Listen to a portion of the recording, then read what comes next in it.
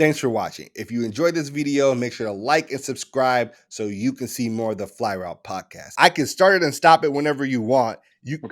We are starting with some Packers v Bears stuff here. This game was not great for my Chicago Bears, but the This next is a good week was game, though. worse. This is a good game. It was a good game. It was a great game. Justin had a chance to come back at the end, which was interesting. But, of course, you make some rookie mistakes. You take the sacks instead of letting the ball go, and then the drive is dead, and you give the ball back to Aaron Rodgers, and it's over. But I could start it and stop it whenever you want. Go back whenever you want. Let me, the viewers, everybody know what you are seeing. All right, let it rip. It looks like we got a 2 tight end set, right? So you got 21 personnel. It looks like, go ahead and let it run. 7-man box. I want to just roll back real quick. Of course. So they're just running an inside zone, and really what you see is, first of all, Mercedes Lewis, one of the Packers tight ends, is been for the last 10, 15 years, one of the arguably the best, if not the top 2 or 3 blocking tight ends in the NFL. Not only is he a great locker room leader, but he's just a real pro.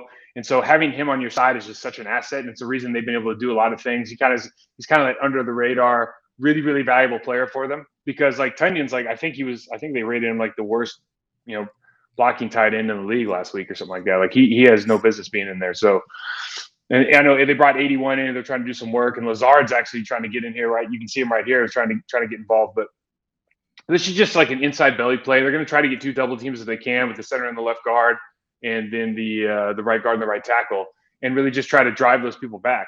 So you look at that play, and what happens is, especially on the left side, the left guard comes up, which is John Runyon Jr. He's been doing a great job. And I can't remember if Myers played. I think Patrick played this game. So he stands him up. Patrick pushes him over, and then he can kind of climb to that second level just enough to get a hand on that linebacker, so we can try to run through that play. And essentially, that's what you're trying to do every play. You're trying to create vertical separation on the defensive line. So I always look at it this way: if an offensive lineman can move a defensive lineman off the ball, like vertical separation for a yard, not like swinging him open, but actually moving him a yard off the ball, that's at least 3 yards. That translates to at least 3 yards of untouched grass for a running back. So that's how we kind of think about it. So if you can get 2 double teams, it's a very, very basic play. If you can get 2 double teams and get those guys moving off the ball, get them on their heels, and then just be able to get a hand on that linebacker, you're betting that your running back's going to at least be able to fall forward for 5-6. Okay. I like that.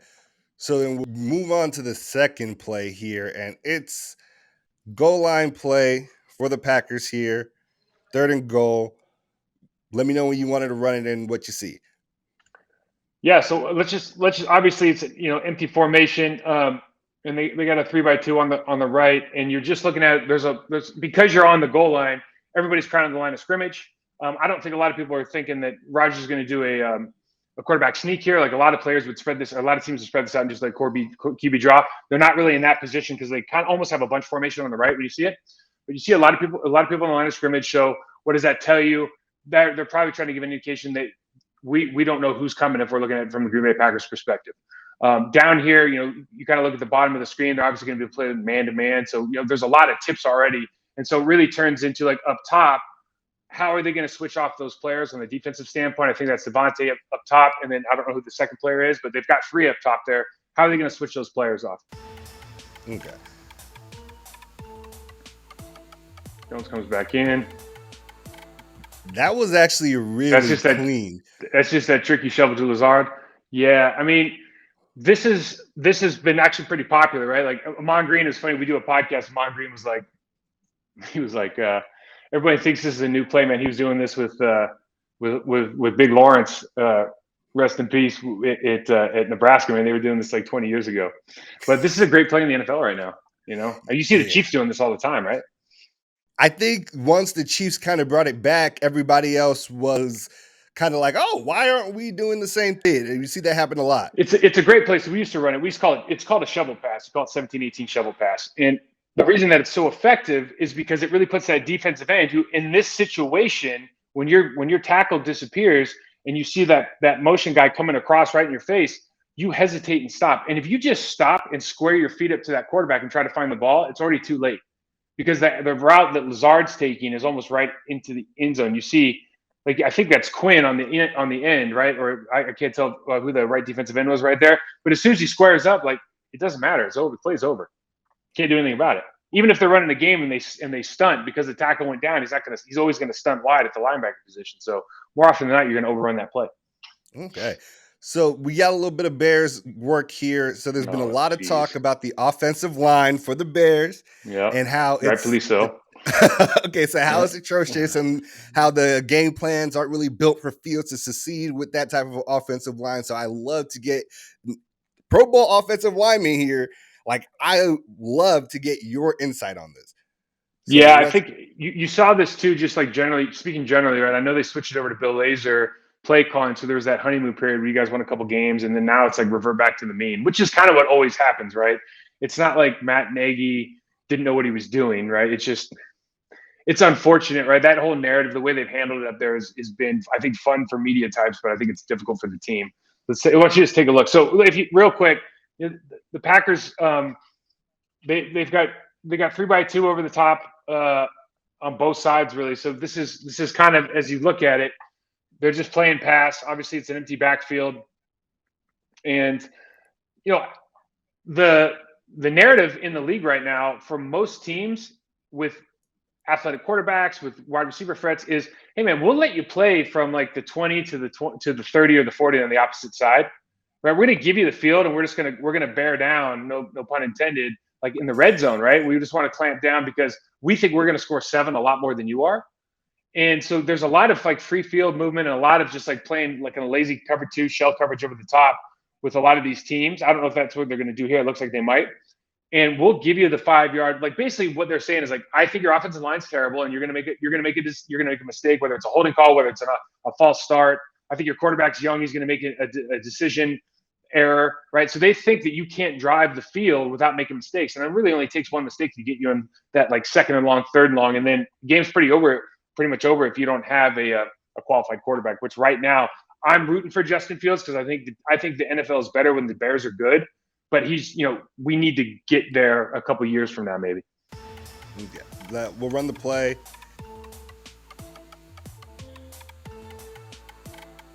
So Kenny Clark had a good game this game. I think they just ran like a TE, although I think Rashad Gary got slammed there.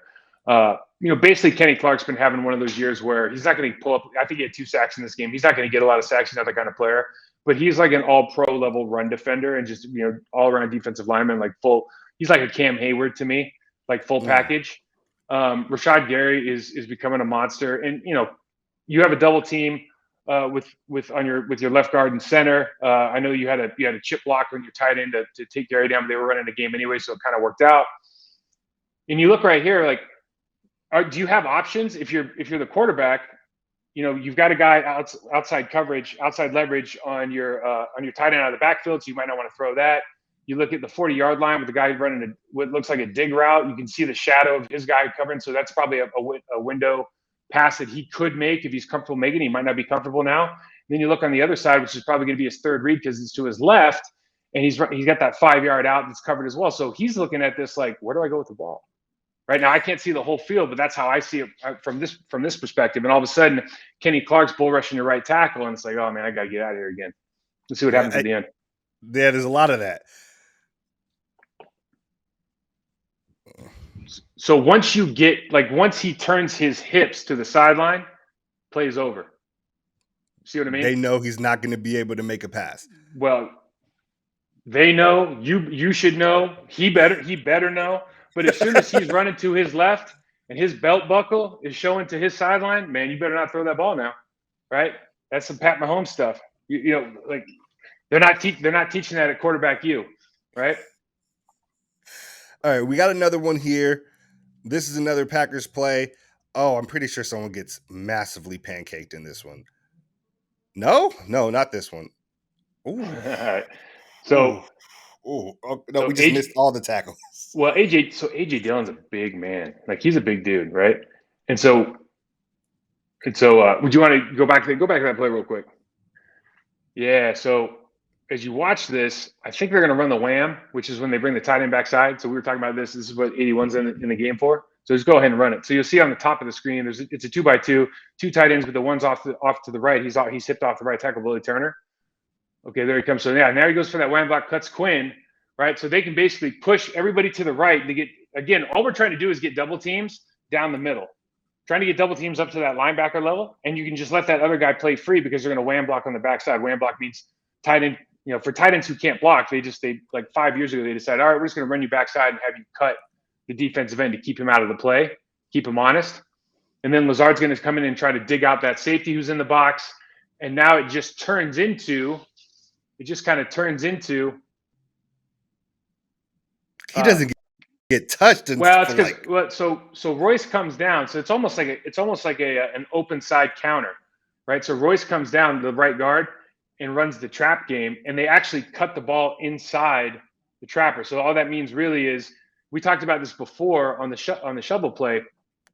When that tackle goes down and your linebacker overruns, the tackle is going to go down. The backer's usual track is probably where the tackle is, right? But now if the tackle disappears and leaves that 4-yard hole, well, I can kick you out now, right? And so you see Royce, the right guard, came pulled and kicked that play out, and now he's going to cut backside. Backside, again, you always think about, in any confrontational sport, bro, if I can get you to turn your hips that way or that way, you've got serious problems trying to tackle me, right? If you're not square to me, if I get you to turn your hips that way or that way, you've got real problems because I'm going this way very fast and I'm a big dude. AJ Dillon is a really big dude. All right, we got one more, I think one more or two more plays from the Packers-Bears games here. So yeah. You got that bunch on the left. Let's run it, see what happens.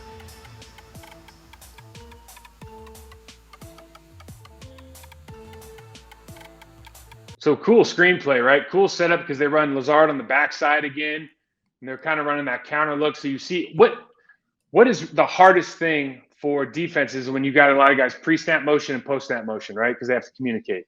So you're making these guys, first of all, you line them in that bunch. Lazard's hipped off the tackle like he is going to go backside, so you're anticipating that. Then you see it. Now you're focused on something else, and what do? They slip the back over on the left side to get their guys out, right? I think it looks like they identified whether it was man or zone. That's a big thing in the screen game, is whether the offensive line can identify, is it man coverage or zone coverage? Because if it's man, that means the linebacker's got the running back, and we got to get on that guy now. If it's zone, you're probably going to the flat, right, for the first guy who's going to make the play. Go ahead and let it rip, yeah. So you see Runyon Jr., who's been playing lights out, he gets up on the second level and really makes that play go. It's fantastic. This one's probably a touchdown.